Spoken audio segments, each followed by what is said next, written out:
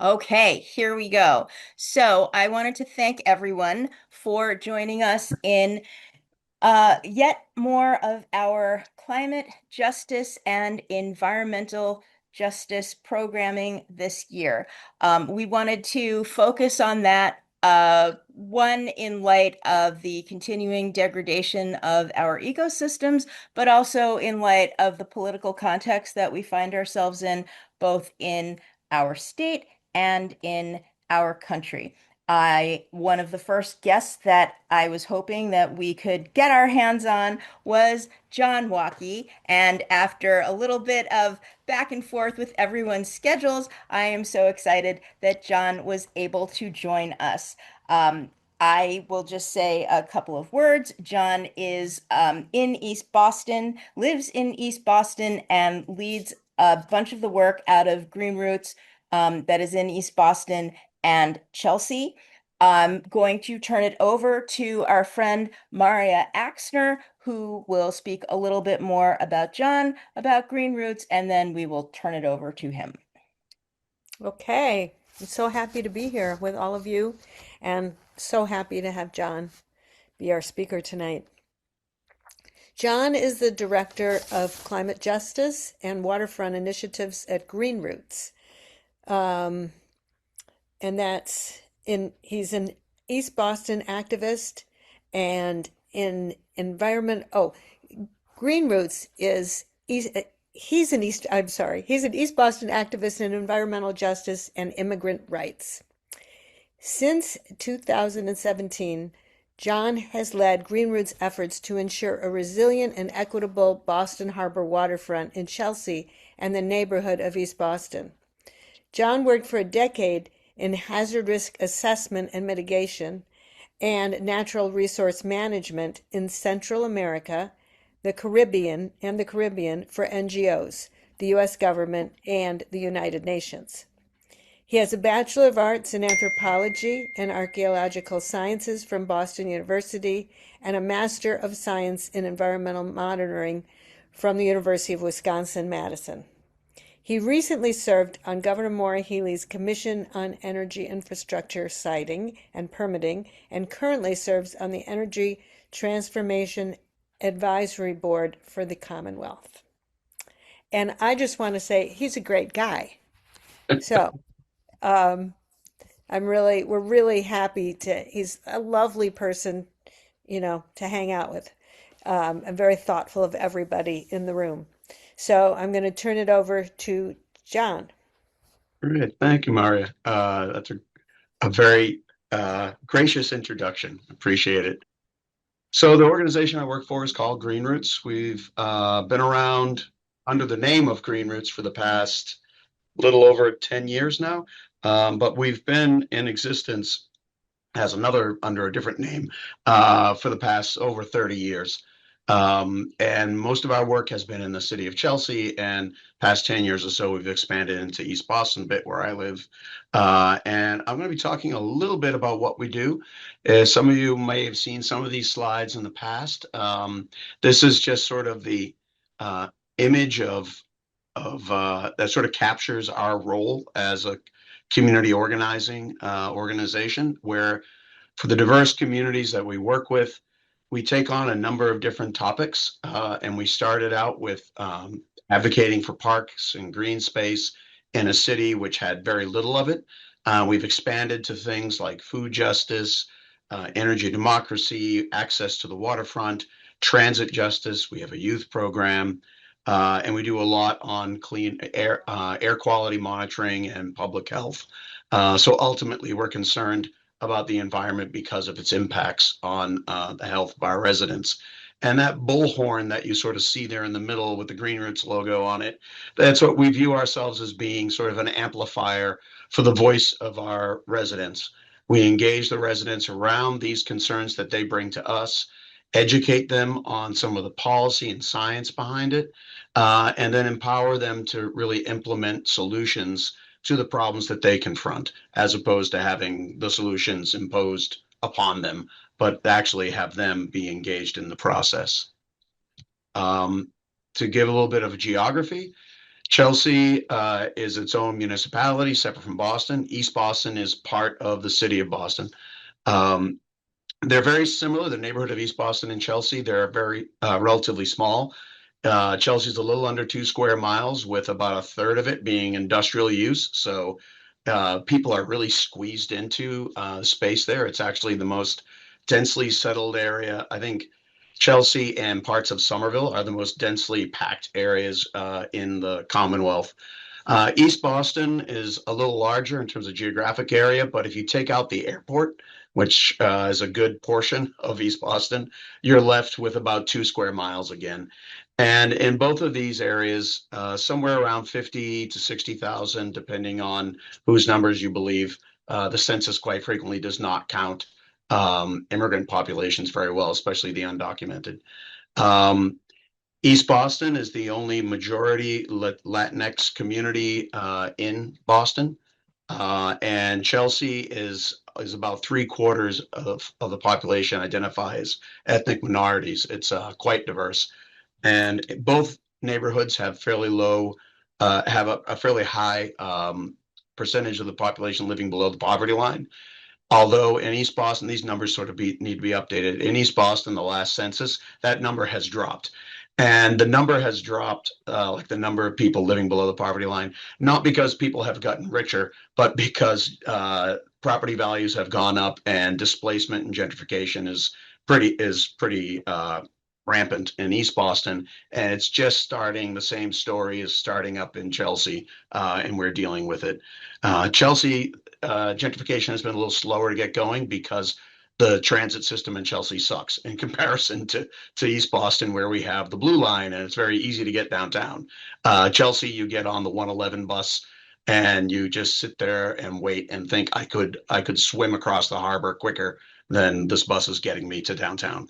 Um, and because I'm not above pandering to my audience, I did want to talk a little bit about the Jewish history of Chelsea, because it's a real salient aspect of our community, and it's a real rich history, similar to a lot of the other Jewish stories in the greater Boston area, and also I would say similar to New York as well. But so the usual scenario, late 19th century up until the 30s, you have a flow of immigrants into the area from all over Europe. Um, Mm. but in Chelsea in particular, the Jewish population congregated. Eventually, we would end up with the second largest Jewish population per square mile in the US after New York City. For that reason, they supposedly, depending on who you read or listen to, the nickname was the other lower east side, or the Jerusalem of America. Basically, about half the population was Jewish by the 1930s. And the population density was equivalent to, if not actually much more than it is now. People didn't have cars then, so you could really squeeze in a lot more people than you do now. Um, and in the western side of Chelsea, there were a number of rag and scrap metal businesses. A lot of immigrant families started in working there. For the Jewish families, they started up businesses, delicatessens, restaurants, all sorts of other businesses. And in 1908 was the Great Chelsea Fire, which basically started in the rag district and the west and burned across the city and took out a whole lot of the city.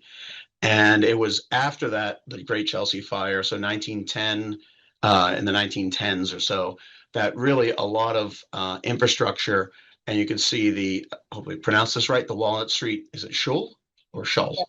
Sure. Schul? You said it Schul. right the first time. Okay, the Schul at Walnut Street, which is really actually has some beautiful woodwork inside of it. It's a beautiful building. There were a couple of other temples that were made. There were Hebrew schools. There was a Jewish workingmen's hall. There was a lot of infrastructure that was built in Chelsea that was by and servicing the Jewish community. Over time, you have the post-war sort of white flight. The interesting thing is the Jewish community, very similar to the Italian or Irish community. When immigrants made it, they moved out of the city. And so if you were to the north of the city, like the Italians were in North End and East Boston, when they like were moving on up, they didn't go south of the city because you'd have to go back through the city. They went north. So you end up with lots of Italians going to Revere and Saugus and Linfield. For the Jewish community, many of the Jewish families in Chelsea moved out to different parts of Massachusetts, but a large chunk of them went to Swampscott and Marblehead, and many of them are still active with the Historic Society and things like that back in Chelsea, where they have their memories of growing up here.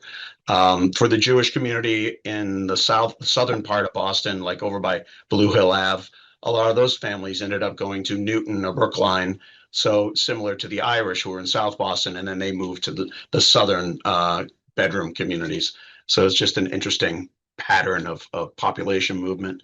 Um, but you can see some of the pictures here. Kate's Bagels is still active. Fantastic bagels. It's as close to actual New York bagels as you're going to get around here. Um, and Dylan's Russian steam bath is still active. I took this picture because the place is not all that attractive looking from the outside.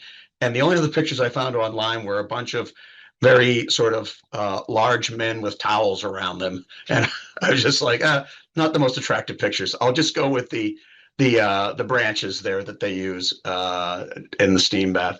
And Murray and Eddie's Delicatessen actually closed back in the 70s, but there was the last delicatessen, Jewish delicatessen in Chelsea, closed down about 10 years ago. It's right near our office, and I greatly lament that because it was a great deli. Um, and there is a Jewish history walking tour in Chelsea. And if you reach out to the Jewish Chelsea Museum, Dr. Ellen Rovner does a fantastic tour. We've had her at our teaching kitchen to do some presentations on Jewish history of Chelsea. And so I'm just making a plug for the Jewish Chelsea Museum because it's definitely some great stories, immigrant stories. So switching back to our work in Chelsea is really about the unequal distribution of the environmental burdens and the public health resulting public health burdens that go along with that. And this picture is actually taken from over in Revere, looking across the Chelsea Creek. That's the body of water in front. And you can see the oil tanks that are along the banks of the Chelsea Creek. You can see the residential neighborhood behind them.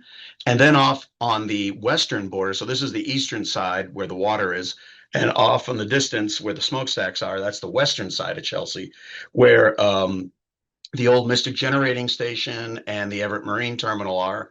And so you can see that the city is really surrounded by this infrastructure, fuel infrastructure, energy infrastructure all around us. And the sorts of, we're really hemmed in by that, tightly packed in.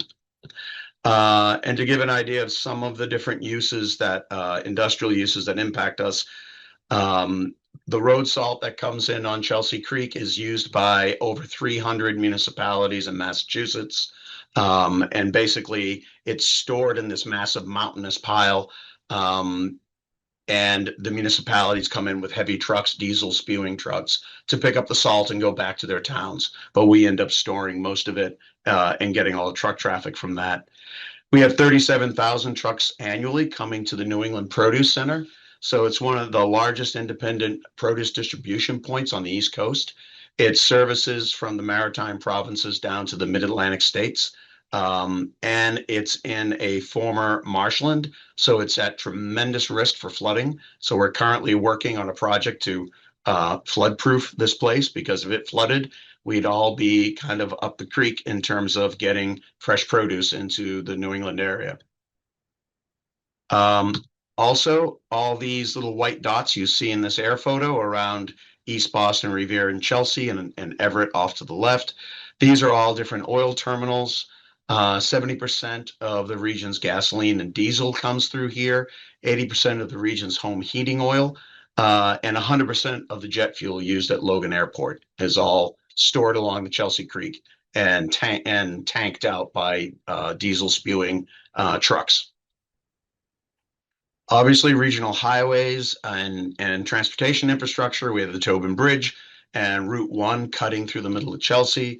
We have the Ted Williams Tunnel, the Callahan and Sumner Tunnel, and that's 78,000 daily trips for the Sumner and Callahan, 107,000 for the Ted Williams, and 84,000 daily trips going over the Tobin Bridge. So that's a whole lot of pollution, air pollution, and just traffic and noise.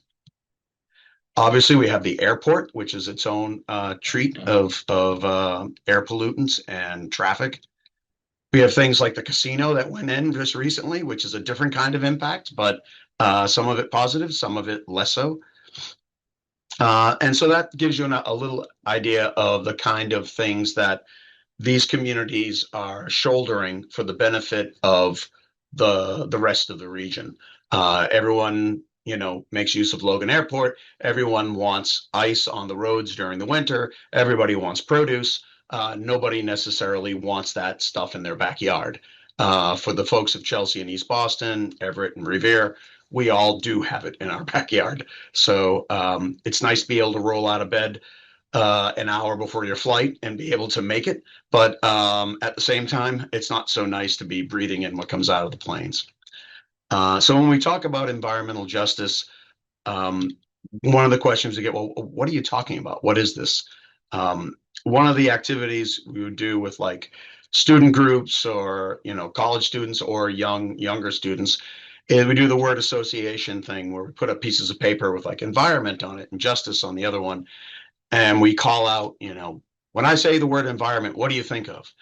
And people will usually react with, I think of trees, I think of air pollution, water, climate change, whatever kind of things you think of that are environment related. And when I say justice, what's the first thing that comes to mind? Some people say, well, the courts, the police, civil rights, prisons, the school to prison pipeline, or whatever sort of aspect of how you encounter the justice system. And what you notice on this is on the environment, we're talking about things, we're talking about systems like climate systems and hydrologic systems and things like that. And on the justice side, we're talking about people and we're talking about processes, a legal process, a regulatory process, a process being a sort of system that we set up ourselves. That would be how I'd make the distinction between them. And for an environmental justice group, our concern is both of those areas. So it's not justice for the environment, which is what some people think. They'll say, "Oh my God, we're destroying the habitat, and the coyotes are having to roam into the urban areas." Well, environmental justice isn't about getting justice for the coyotes. That's more of a straight up environmental thing. The environmental justice thing is what is the impact on the people? What are the processes? What are some of the injustices on the people side? And how are they manifest in the environment? And that's where those two things sort of come together.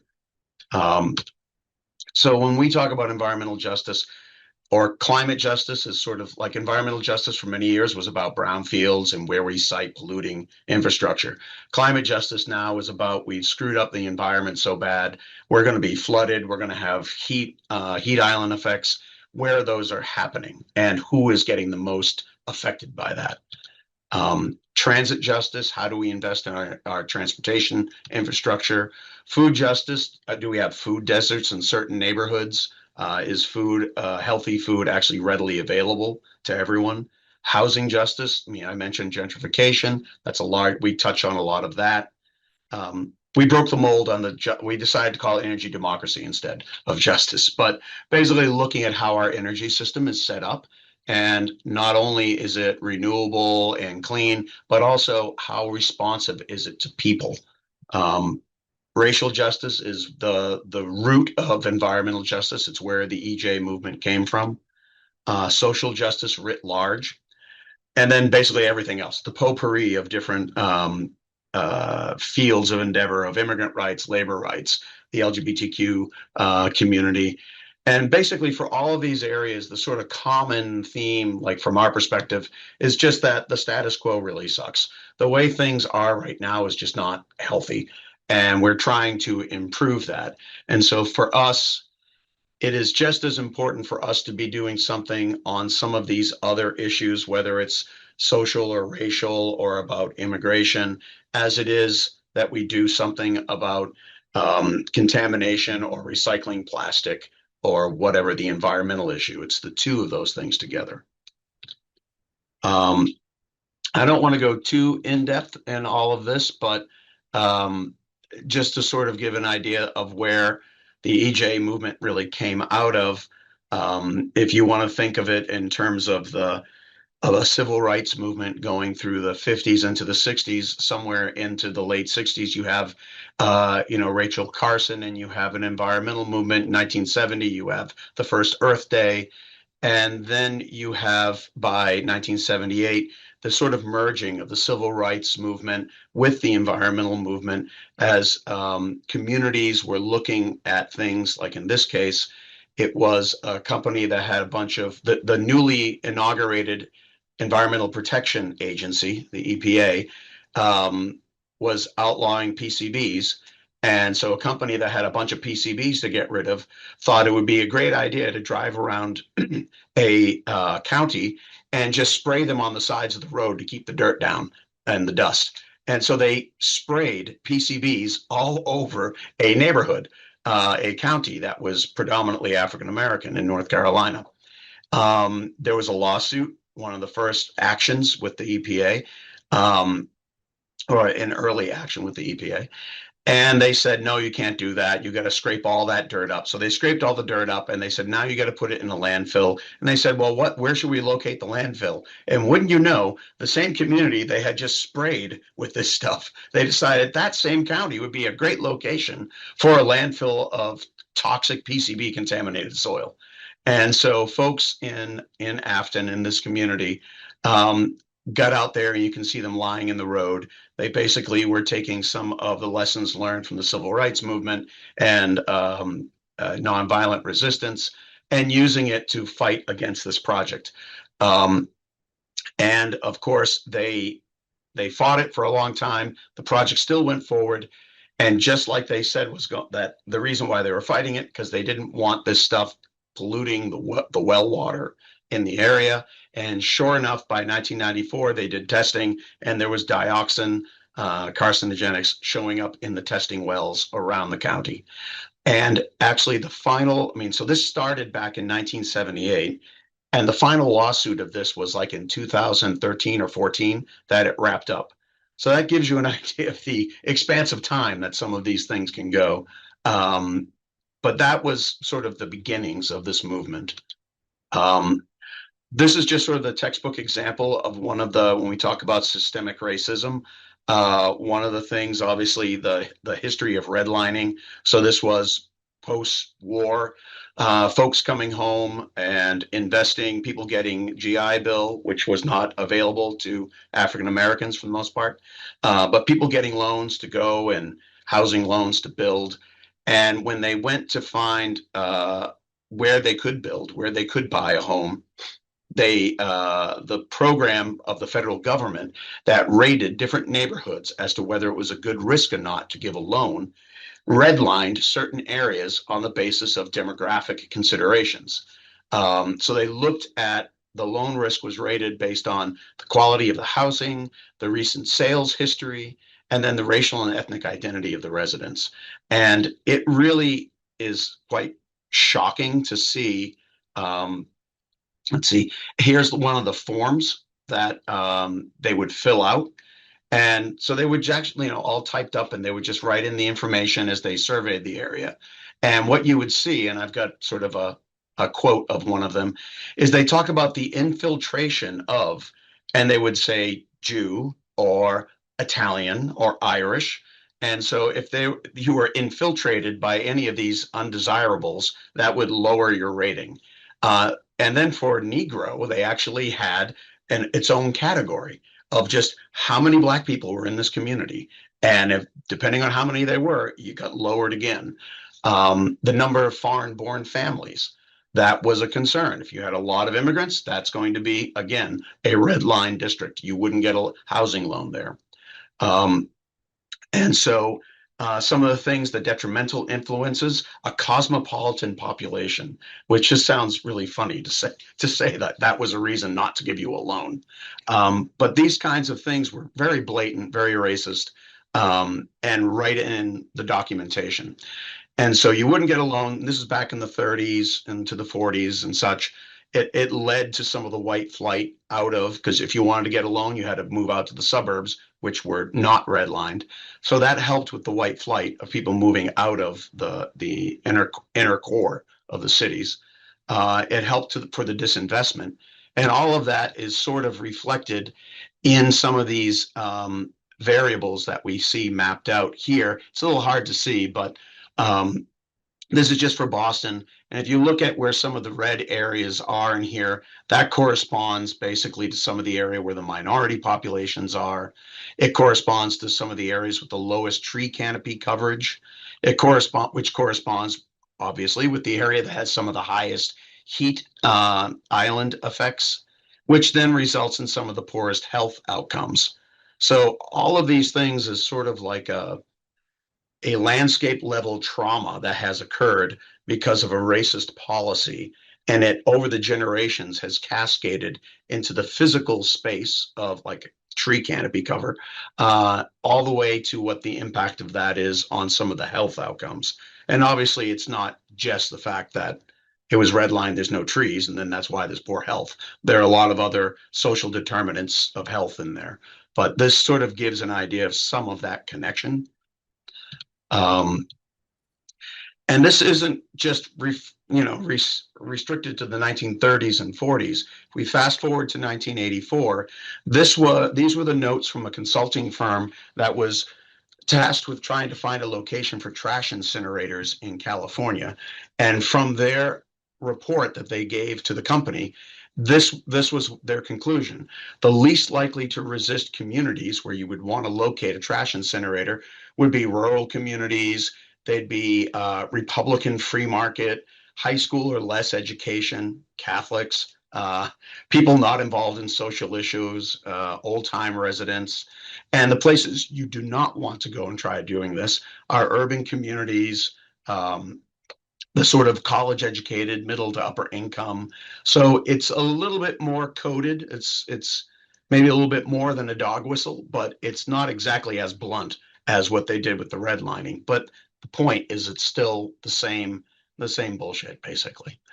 But that was 1984, Reagan, that was all horrible time. Well, go up to 1991. And then there was a dashboard survey driving around North Carolina, looking for a place for a nuclear waste dump. And you can see as they looked at these different neighborhoods and towns, they had some rating of whether it was in or out for consideration. So Cherry Grove had residents of the site were minority owned. So that was in for a nuclear waste dump. If it was fairly affluent, well, that was out, and you can see there were trailers everywhere, forecloses and then resells. It's a distressed county. Well, that's definitely a location you could put a waste dump. Distressed area. The sheriff was concerned about job loss. That made it a good location. So you get an idea if it was affluent, fairly affluent. It's mainly looking at the some new homes, affluent. If there were people who had the wherewithal to put up a fight, they would not locate there. So the more things change, the more they basically are the same, but just with nicer language around it.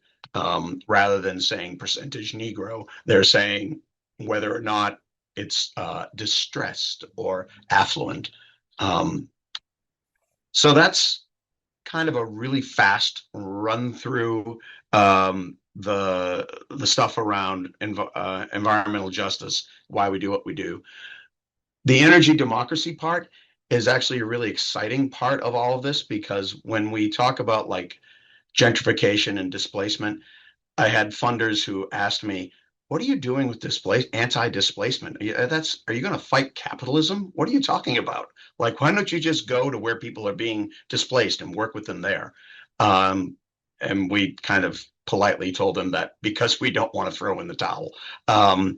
But the nice thing with energy democracy is that we are actually at a moment in time where our energy system, after over 100 years of its development and its management, and has created a system which is very beneficial to corporations. However, the technology is turning the whole thing on its head. And there's this wonderful opportunity for us to totally change this system. And it's happening now in Massachusetts bit by bit. The conversation is getting there. And so what we are seeking to do is not just to make it to take advantage of clean energy and sustainable energy and all of that, but energy that will be under the control of the people who are using it and not under the control of the utility companies, which operate as if they were sort of our utility overlords. Um, and we were just sort of serfs working their land. Um, so to quickly do a little bit of grid education of how yesterday's grid used to work. There's power plants, a point source of electricity generation going out in transmission lines, which are big high voltage lines to get to someplace. And then there's a substation that steps it down and it goes out in all the distribution lines in your neighborhood to your home. And it's just sort of a one-way direction. It's energy being produced in one location, and then along the way, it keeps getting, stepped down from high voltage to lower voltage until it ends up at your house, and you flip on your switch, and the lights go on as long as you keep paying your bill. And that's sort of how people have interacted with their grid. Um, what we're looking at in tomorrow's grid is actually a world where there's still sort of generation that might be coming from a hydro plant, or maybe it's a commercial, like an offshore wind farm. Offshore wind farm is all over the place, but it all comes in on one cable. So it's still pretty much similar to what it used to be like. There's one big cable coming in, and then it goes out to your home, and there's one company that controls that big cable. However, on the far right, you start getting the opportunity for what they call distributed energy resources. So solar panels on your house with battery storage, with demand response control, all sorts of different things are going on over here. I'll talk a little bit more about them. And what that means is just basically, I'll step it through here. We have generation at one point, it goes out, and then there's a substation. So that big yellow line there, you could think of it as a transmission line. It gets those, so those are the big power lines you see with the very tall towers. They get to a substation somewhere in your neighborhood, and then they go out to all the different homes through the distribution network locally. And what we're talking about doing is to actually go to these homes and these businesses and whatnot, and actually create things like, and it's kind of the graphics a little small, but we've got solar panels on the roof. We've got battery storage there. So when you're not home during the day, the solar panel there is charging up, taking care of electricity usage in the house if there is any, and the excess is going into your battery, or your excess could be sold back into the grid. But the important part is that you could potentially be at a place where you're producing most of your electricity in your house. And at night, you don't have to go on the grid necessarily. You could run off your battery for the electricity you need once the sun is no longer shining. You could also have, and I think this little graphic is supposed to be a cell phone, and with a little controller, you can actually do demand response. So there's more communication that's going on. It's just not feed me, feed me, feed me, but it's actually you're able to control and say, I'm not going to eat the electricity right now because it's really expensive. I'm going to go off my battery and I'm not going to pull from the grid. And that's going to save you money because when there's peak demand on the electrical grid, like in the summertime when everyone's running the air conditioning, if you can control, if you're aware of your electricity usage and you can control what you're doing, you can not buy the electricity when it's at its highest price. And so what that means is you work off your battery and you're not pulling from the grid. So the necessary demand there has been lessened. And so there's a value in that. And we're trying to capture that value and pass it on to the consumer, to the person who has the generating on their roof, in the battery in their home, so that you could actually push your electricity. Whoops, sorry, went backwards. Push that electricity back out to the grid potentially. A given neighborhood might have enough electricity being generated that not only can it see to its own needs, it could be pushing back electricity into the grid to be used elsewhere.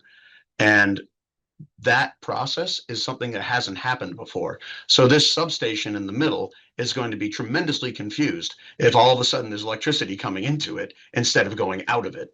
And that's where there's a need for new investment in the grid so that we could have a dynamic grid that could take this energy. Um, so this is just in Chelsea. We're incorporating a microgrid. I think most people are familiar with microgrids in terms of like the Puerto Rico case where Hurricane Maria hit, everyone lost their electricity. And so now they're saying we need microgrids where we have solar panels and just my neighborhood is all wired up so that if the grid goes down, I still have power. Me and my neighbors will be able to support one another. We can't do that in Massachusetts because the distribution network is owned exclusively by the utility company and they have franchise rights, and you cannot wire your house to your neighbor's house. The only place it can really happen is like university campuses where you own a big piece of property and you might have a couple of buildings you can wire together. But outside of that, all the distribution network is, for the most part, owned by the utility companies or the few municipal light plants that we have. But in general, what happens with the microgrid is you're generating electricity and sometimes you're taking electricity, sometimes you're putting it in. So what you need there is an accounting system.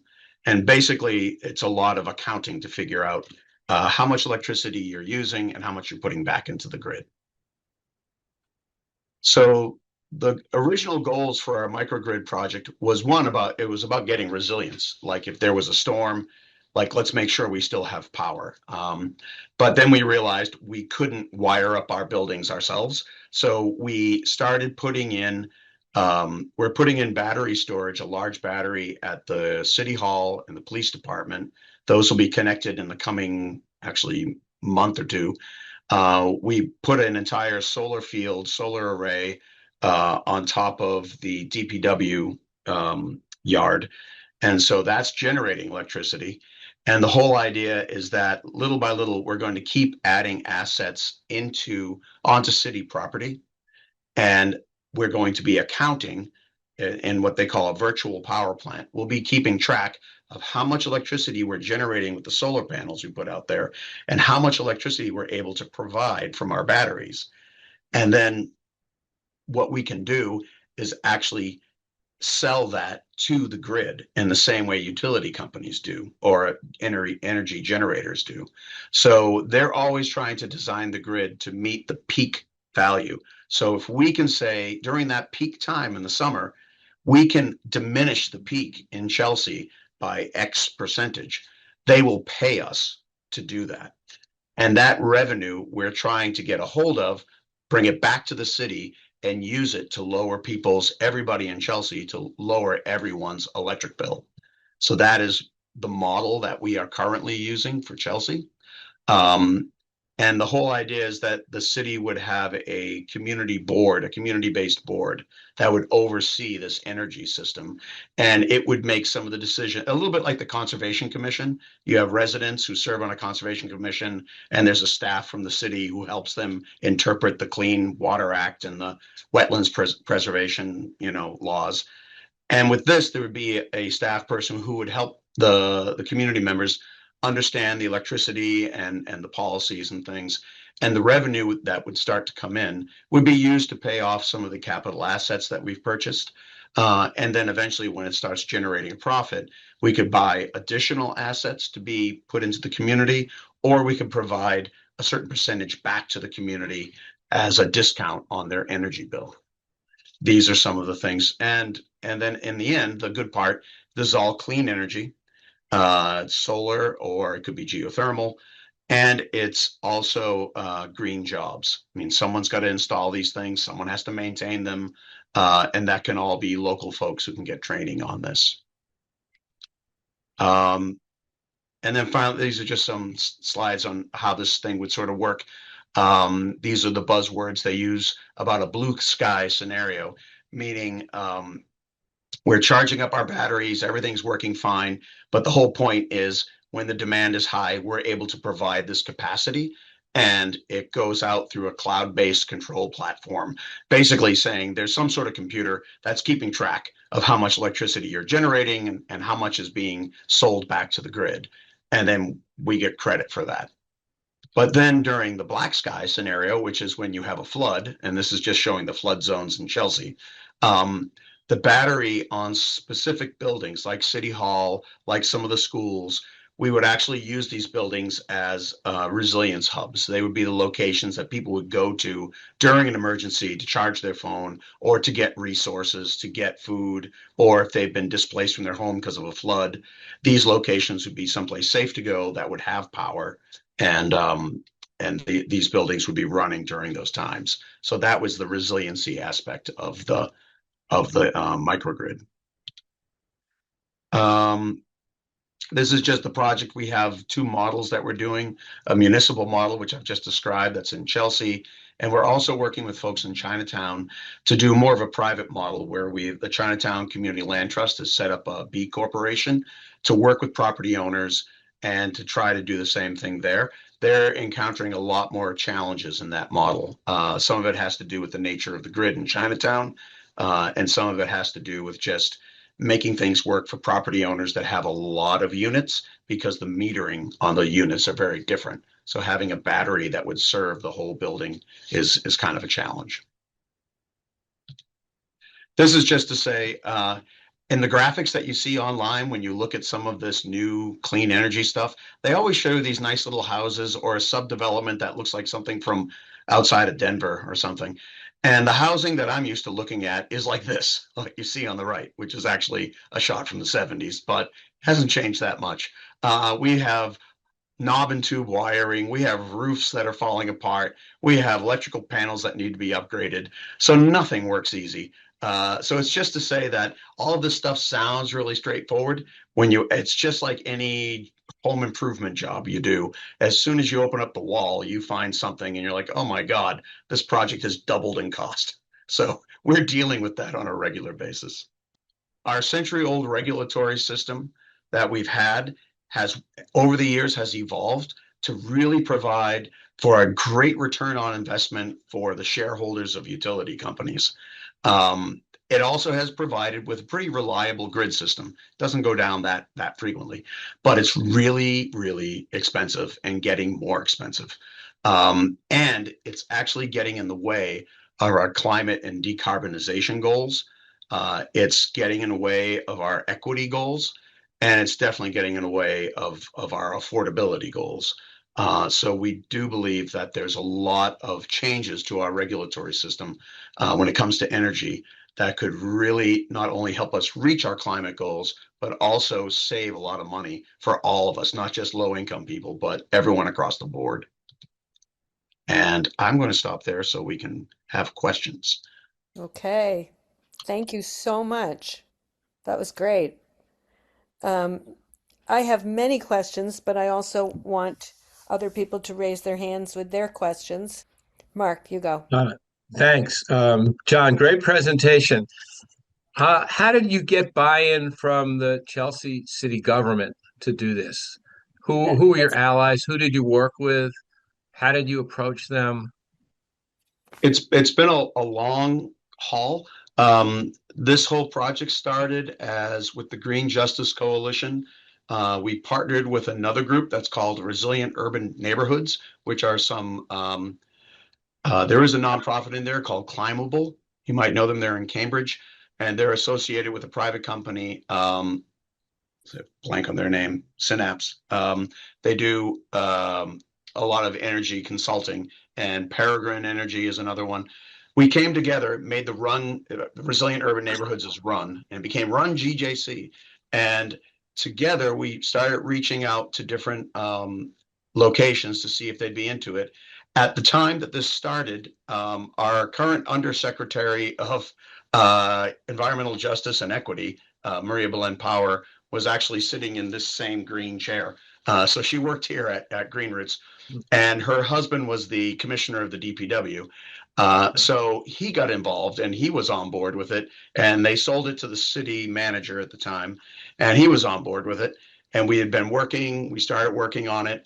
And then Maria Belen went on to bigger things. And Fidel ended up coming back to Chelsea to be the city manager, her husband. So he's definitely bought in. So the good thing was that they were bought in at an early phase of this. But I think the strong component was there is a climate resiliency program within Chelsea, and they were looking at ways to increase energy efficiency, like what are some of the projects they can do.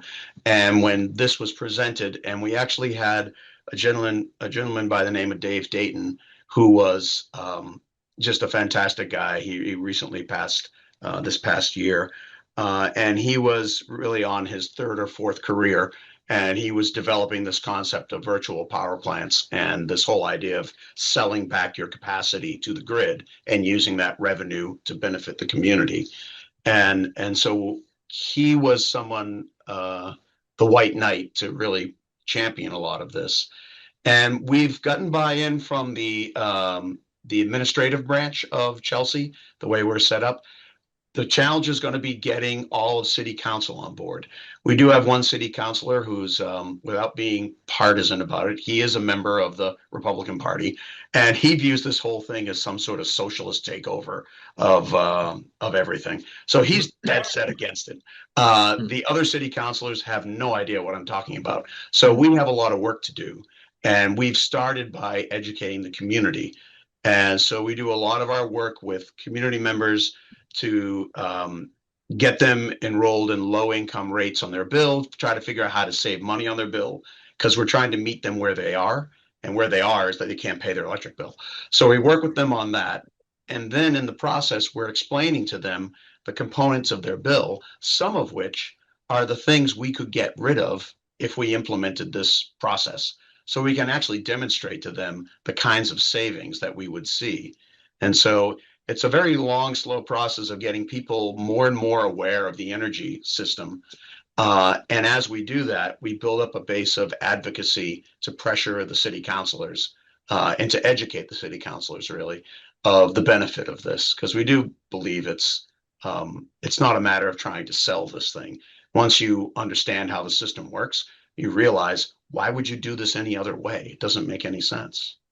Thank you, John, for your presentation. This is a picky, annoying question. You did you did say the shareholders are making some money out of the IOUs. Really? It's not just the top brass making big profits. Do shareholders actually make some money? I mean, do they? Actually, for the Eversource is one of the best performing stocks in New England. The executives are making bank. However, the shareholders are also doing very well by this company, because our regulations say they are guaranteed a profit. They are guaranteed about 10 to 11% of return on equity. Ah, right. The And that IOU. is all going straight back into the shareholders and justifying bonuses Well, and everything else. after the top is taken off for the brass. Yeah. Okay, 10%. First of all, John, I applaud you, and it's great to see you. Good to see you, Patty. Yeah. And everybody else here who I know too. This is so exciting. And I was just thinking about, Zainab Magavi, who worked with Bill Ackley in Eversource to Mhm. bring on the geothermal project, which is happening in Framingham. And, she managed to convince him. And so I'm just wondering, are you having any similar or parallel pathway to any of those people? And or is it just getting the city council to approve this and then you are on your way? We've been focusing more on the solar panels and batteries because the cost has come down so much that By it the way, really I makes. wasn't suggesting geothermal. I was Oh, just okay. saying, I was actually, what I was more saying is the process of how she got Eversource Mm. to really be invested in making this change. So Yeah, it's not about they geothermal. unfortunately Eversource doesn't like these changes because it actually upends their apple cart. Um, it's kind of we are they're in charge of the milk shop and we're giving everybody cows. So they're sort of like, no, we don't like this. Whereas with some of the work that National Grid and Eversource have done with geothermal, it's actually making use of the existing infrastructure. Right. Um, and Okay, they that's own that different. infrastructure. I So get it's a it. chance for them to kind Yeah, of just move over to a different yeah, model. yeah, It is worth trying. But at this yeah. point in time, it's really expensive. And so we're going with the cheaper option that has been coming along. That explains it. Thank you, John, for your Sure. presentation, and Maria. Um, I'm wondering, maybe you can cover it again if you did. Like, where does the money come from to buy the batteries and change the like electrical connections, like to interconnect to Yeah. switch over? How does Chelsea have that money? It ain't cheap. I will give a huge shout out to the Massachusetts Clean Energy Center. That is a fantastic entity Oh, that has invested a lot of money on a lot of different projects, and they are willing to wait it out. They're not like one of these funders that give you money and then like, where are the results? Where are the results? They've been very Hmm. patient with us because they do view these things as sort of blazing a trail. And so some of this money was grant money. Some of this money has come from charitable foundations. And we also convinced the city to do they invested some bond money into this. So it's coming from a number of Got different it. occasions. Okay, nice work. Yeah, we gotta Wow. convince Somerville to do the same. Like, this is exciting. I love the idea. I used to work for demand response providers, so I'm all in. It's great. Thank you. Part of what I was going to ask you said, like, it's educating community members. How do they come to you in need of help? Is that what starts the whole process? We've been doing outreach and we've been doing sort of offering to people to help them with their bill. Like if you're having problems paying, actually, the big thing that really connected us to people are third party suppliers. So you probably have every so often get something in the mail or whatever, and Yes. oh, you can switch to green energy and say, and what, or you could save money and change your supplier. Here in Chelsea and East Boston, we have the most aggressive, obnoxious people. And unfortunately, they're quite frequently people from the community who are not paid anything. They're working on commission. And they try to get people to get signed up, and they will do it any way they can. Yep. And we've had people who've gotten signed up by 3 or 4 different vendors over the course of just a month because they don't understand what these people are talking about. They're just saying, I can give you $100, gift certificate. And it's just like, it's a gimmick of like $100 on this contract. They sign you up for the contract. Maybe you save money the first month or two, but then it's these rates that immediately shoot up and they auto renew. It's very hard to get off. There's usually cancellation fees, and they're really, really horrible companies. They are pretty blatant about what they're doing.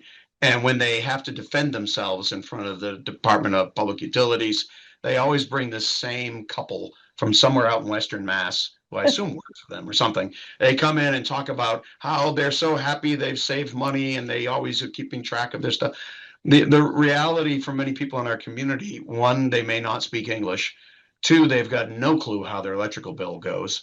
And they're just signing up for things and they just don't understand any of it.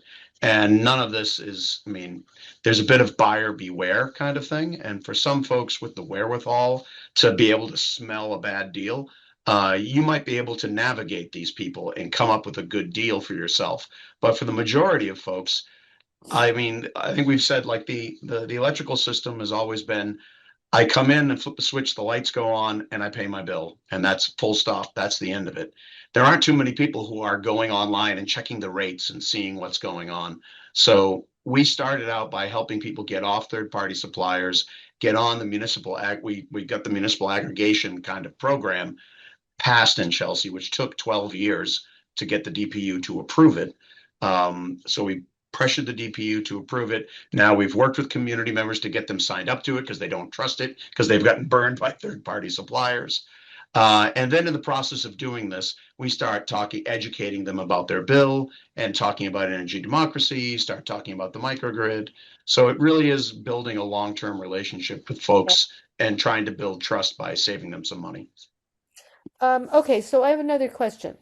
If people want to get involved in supporting what you're doing, um, especially in the microgrid, what do you suggest, and how will it help other communities build theirs? Well, there's a couple of pieces of legislation that are currently, we are sort of in full swing of the legislative silly season. So we've got the bond bill is going, we've got an energy affordability bill that's either it's been in the House, the governor's proposed one, and we're waiting for the Senate to propose one. And we have these two bills that have, there's a nonprofit called Vote Solar, who's been really leading the charge on these. Uh-huh. Uh, One of them is called the Mosaic Act, and one's facilitating distributed energy resources.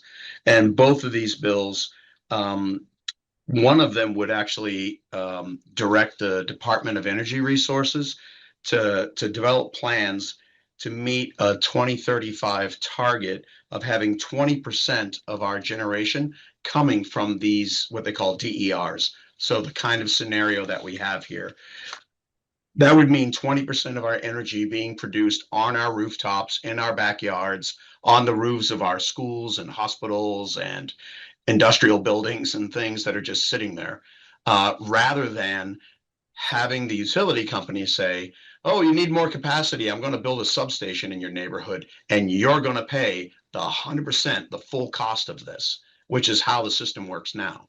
So if we can avoid the need to invest in duplicative infrastructure, which just creates a profit for the investor-owned utility, we could actually invest in things that the thing that would obviate the need for that substation would be like a bunch of solar panels and battery storage on people's homes, which generate revenue for us. So not only would it lower your electric bill because you're not paying for a substation and a 10 to 12% profit margin for Eversource, but you've removed that and you've generating electricity on your own home, so you're using less electricity from the grid, so you're paying less.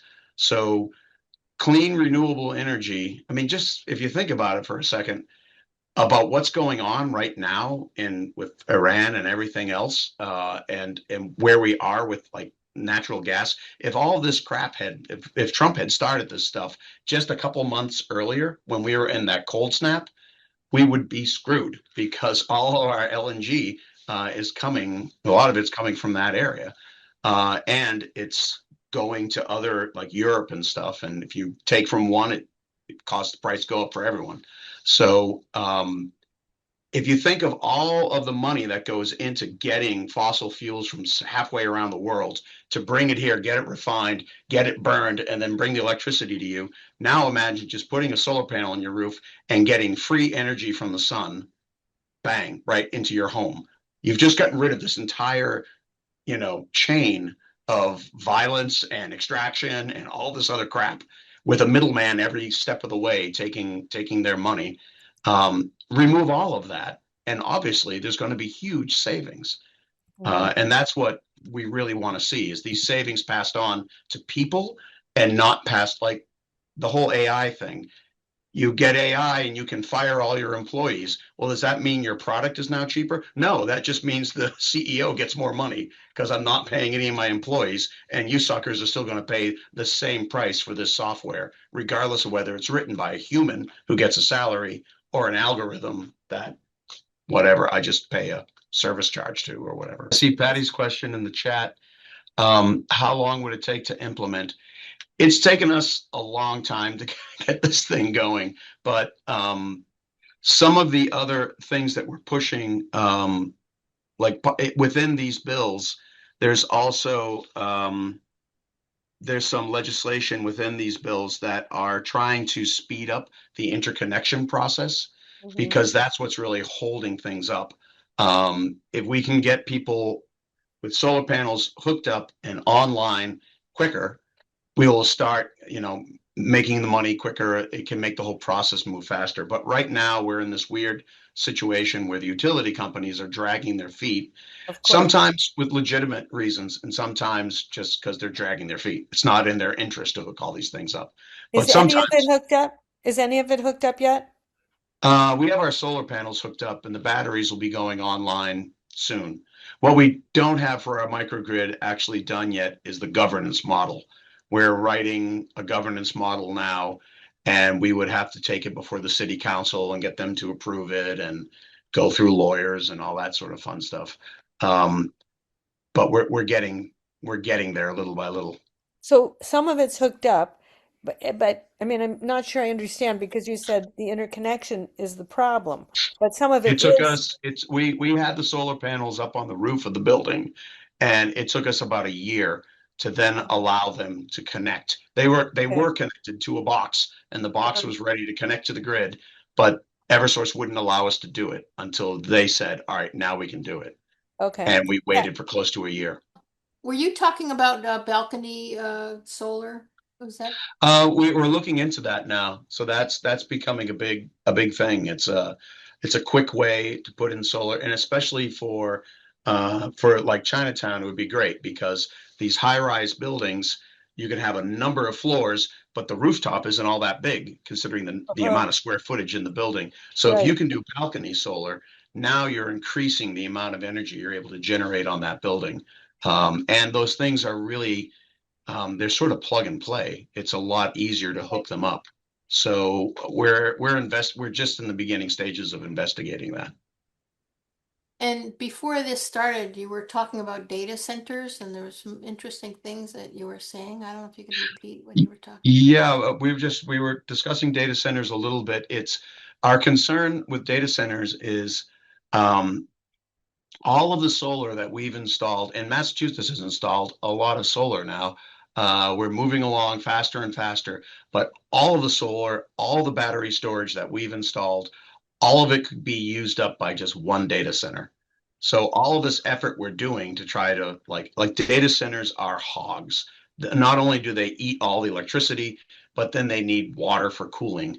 And there's one in Lowell that folks up there are fighting because they have it on the edge of a neighborhood on the back of their property, right in people's backyards. They have huge diesel generators with the exhaust pipes pointed right at people's backyards My so God. that if the power goes out or if there's not enough power, they'll kick on these diesel generators so they can generate the electricity they need.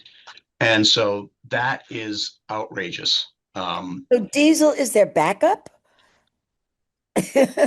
Oh, Yep. gee.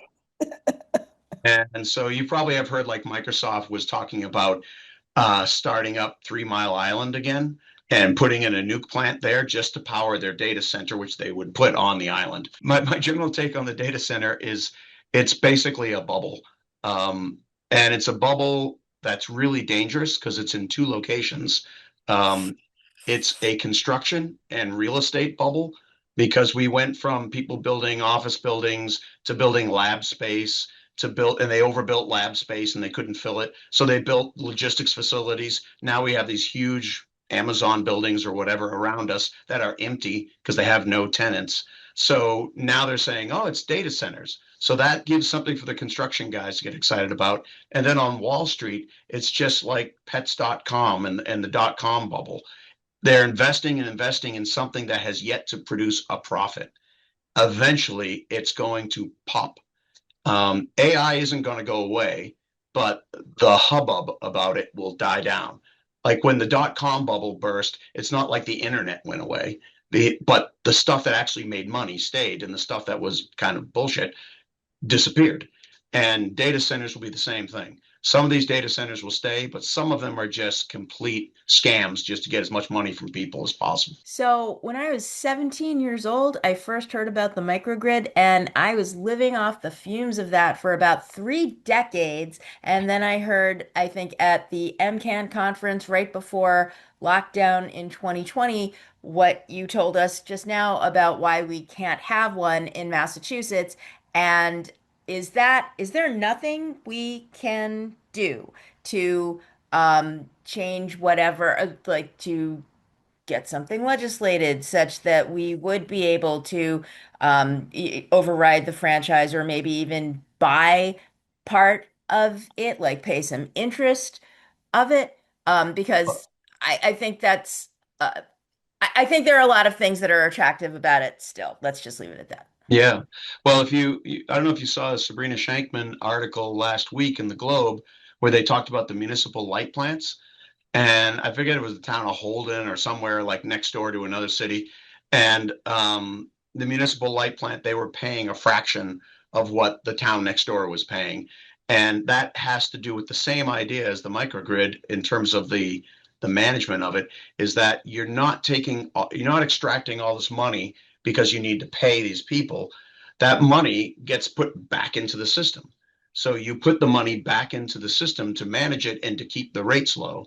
So people who have a municipal light plant, and the only municipal light plant that's been a new one that was created recently was Devon, Massachusetts, which was a former military base. And so they created a new town. So they made it that way. But prior to that, the last municipal light plant that had been created was somewhere back in the 1910s.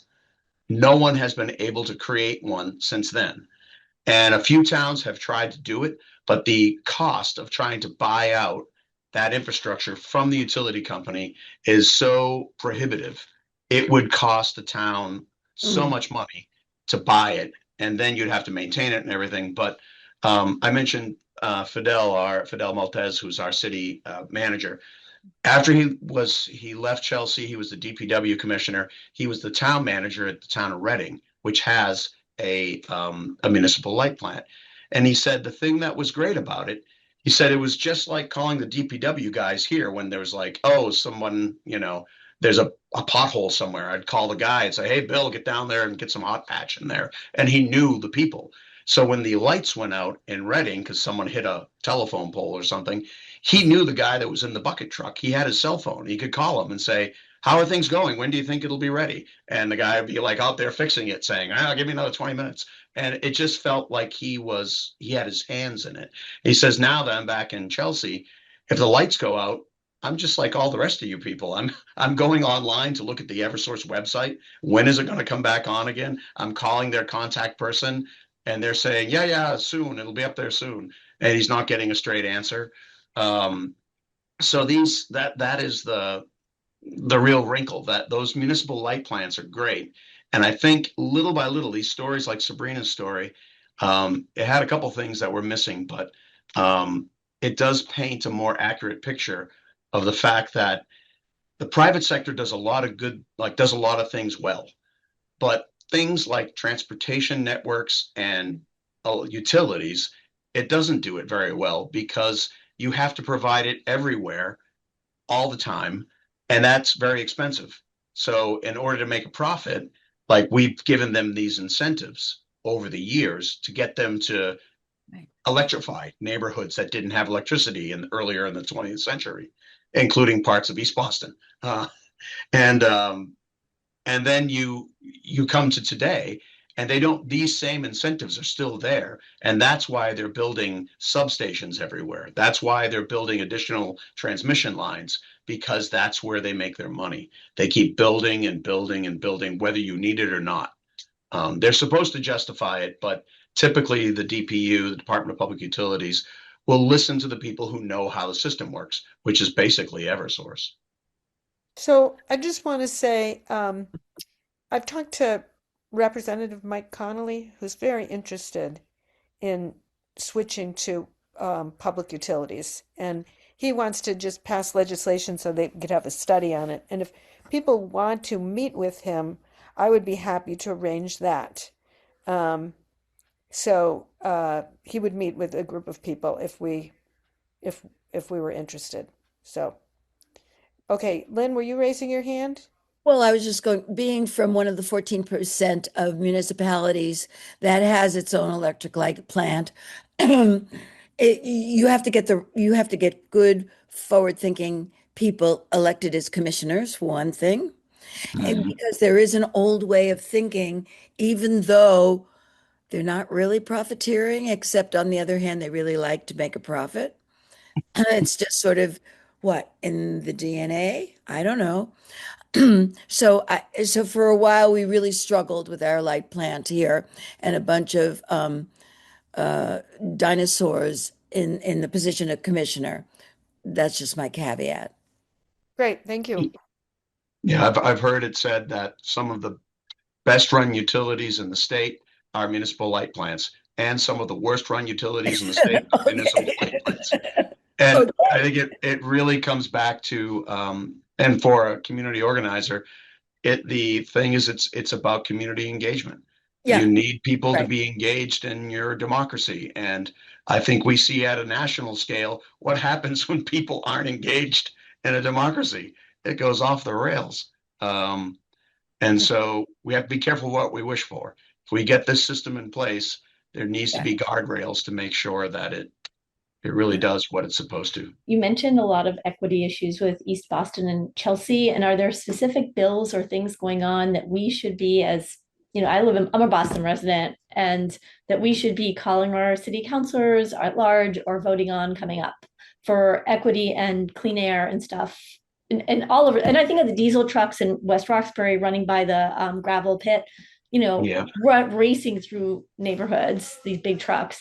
Are there any legislation on that we should know? Thanks. Well, Thanks for your presentation. I just tossed in the chat there a couple of sign-on letters. One of them is about the energy affordability bill, which has a lot of impact on folks. One of the things that the utility companies are trying to do is to stick everything on Mass Save and say, look at your bill, look how expensive Mass Save is. That's what's causing your bill to go up. When in fact, Mass Save in the long run, it saves us all money. But so we're trying to make sure that Mass Save doesn't get gutted. And then the second one that's in that link is actually so the first one is from the Union of Concerned Scientists, and the second one is from Alternatives for Communities and Environment. We're both part of the EJ legislative table, and we've been working on an air quality bill. And we just saw that they removed some of our language from we were hoping to get it into the environmental bond bill. So that's just a link to an action alert on how to get these air quality amendments. There's an outdoor air quality and an indoor air quality bill that we've pushed. So we're trying to get those over the finish line this session. Then we'll close up. And John, you're super fabulous. And People should feel free to reach out. If I'll throw my email in the chat here. Thank okay. you so much. All right. Thank you all. Thanks for having me. This was great.